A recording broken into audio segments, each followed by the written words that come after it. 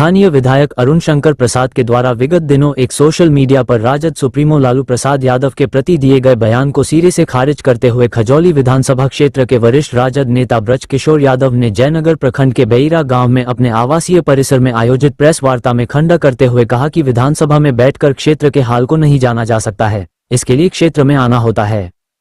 बड़ा ही दुखद और बड़ा ही दुर्भाग्यपूर्ण बयान रहा कल क्षेत्रीय विधायक का।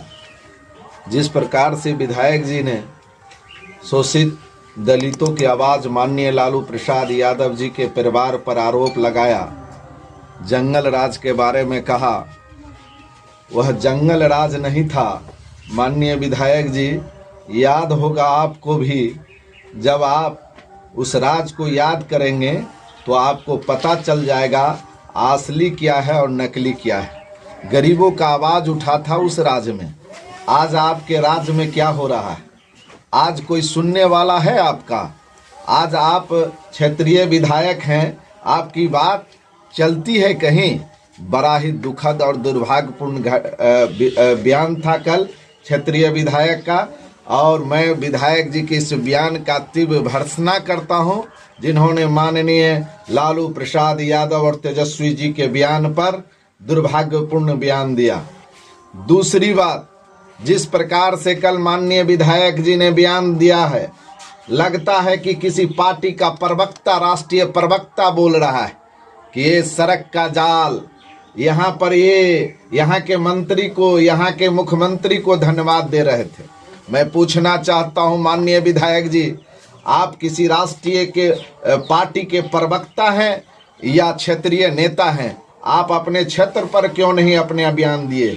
आप तो सिर्फ केंद्र और राज्य सरकार के योजनाओं को गिनाने का काम किए। आप अपनी योजना को क्यों नहीं गिनाए? आप अपनी योजना के बारे में क्यों नहीं आमजन को विचारने के लिए कर रहे हैं? आप क्यों नहीं जयनगर अनुमंडल अस्पताल का चर्चा किए? आप क्यों नहीं बासोपट्टी प्रखंड के अस्पताल का चर्चा किए? आप क्यों नहीं भ्रष्टाचारी जो उच्चतम सीमा पर है, बासोपट्टी प्रखंड, खजौली प्रखंड और जयनगर प्रखंड और पूरा जिला में जो भ्रष्टाचारी तानाशाही पूर्ण रूप से हावी हो गया है प्रशासनिक तंत्र, इस पर आप क्यों नहीं बोले हैं? इसीलिए आपको सोच समझ कर बयान देना चाहिए। और जिस प्रकार से आप कह रहे हैं कि धोखे से 2 सीट हो गया था गठबंधन का, मैं आपको कहना चाहता हूं और आपको चेताना भी चाहता हूं कि आप भी संभल जाइए। इस जिला में अगर कोई सबसे ज्यादा वोट से हारेगा तो वह आप हारिएगा, इस बात को नोट कर लीजिए। वह दिन दूर नहीं जब सर्प काटा था मुखिया परिवार को सिराही में मिलने के लिए आप नहीं गए थे।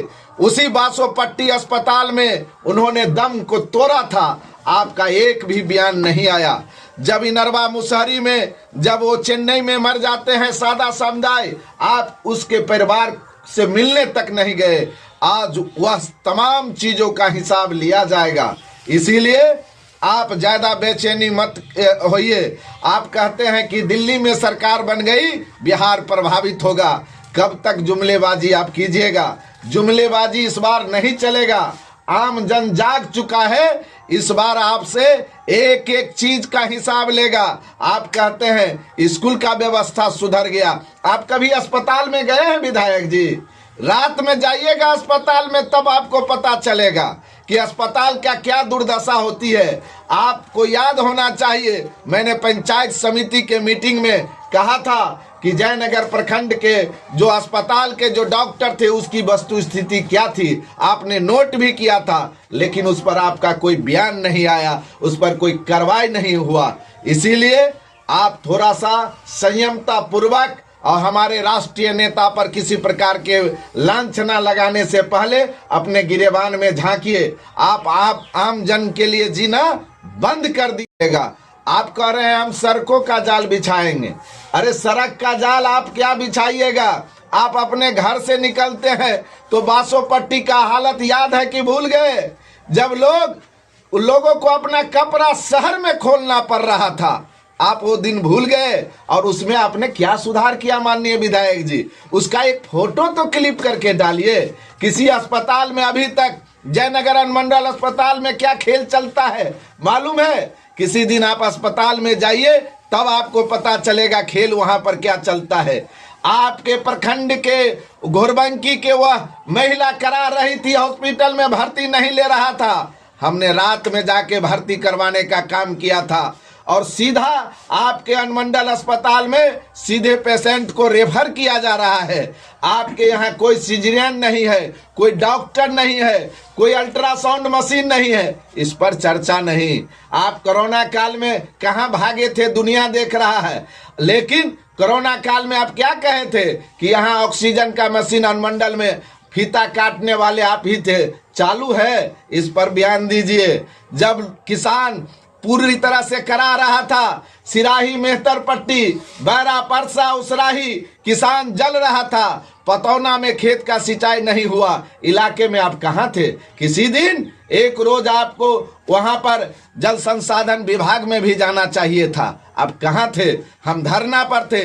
इसीलिए आम जन से हम आग्रह करेंगे कि इस बार क्षेत्रीय विधायक को आप गांव-गांव में हिसाब लेना प्रारंभ कीजिए। अभी से ही पैतरा बांधना शुरू कर दिया है, अपनी बात को ये कहते नहीं है और राष्ट्रीय प्रवक्ता की तरह ये बोलते हैं कि हम सड़क का जाल बिछाएंगे। हम मंत्री जी को धन्यवाद देते हैं, हम मुख्यमंत्री जी को धन्यवाद देते हैं। आप विद्यालय के अध्यक्ष हैं, किसी भी विद्यालय में जाकर आप अध्यक्षता नहीं करते हैं। हम पोल खोलना स्टार्ट करेंगे। इसीलिए आज के बाद अगर हमारे राष्ट्रीय नेता पर अगर कोई बयान दिए, अगर सोच समझकर अगर क्षेत्र के बारे में अगर बोलना नहीं अगर प्रारंभ किए, अगर ठीक ठाक से नहीं बोले तो याद रखिएगा समय परिवर्तन ले लिया है।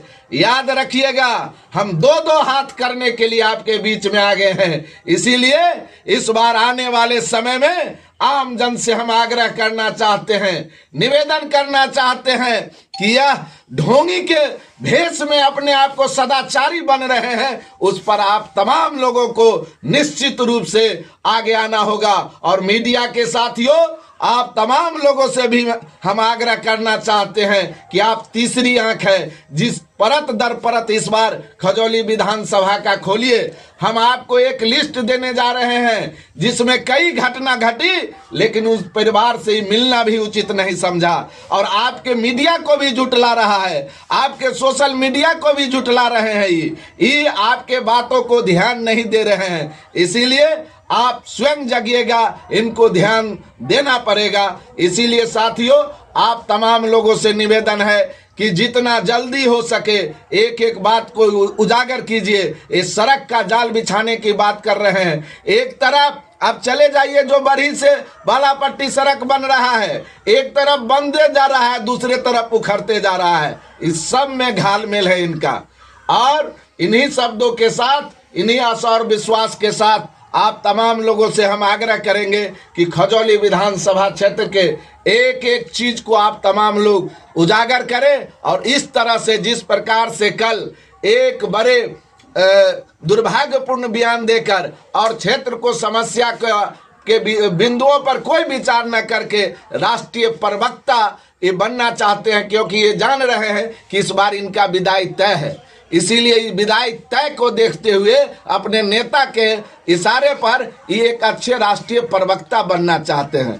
इन्हीं शब्दों के साथ हम अपनी बात को तौर पर हम सरकार से मांग करते हैं। आप जानते ही हैं, आप पत्रकार के परिवार से आप मिलिएगा तो आपको लगेगा इनका जो स्थिति और परिस्थिति है और कितना जगते हैं, बिना किसी दरमाहा, बिना किसी तनख्वाह और आम जन की बात रखते हैं। हम सरकार से आग्रह करते हैं कि इनकी बीमा के लिए एक भी रुपया नहीं लिया जाए और इनका बीमा किया जाए। और हम सरकार से ये भी मांग करते हैं कि निश्चित रूप से इन लोगों के जीविका उपार्जन करने के लिए भी कुछ व्यवस्था किया जाए, इन पर विचार किया जाए।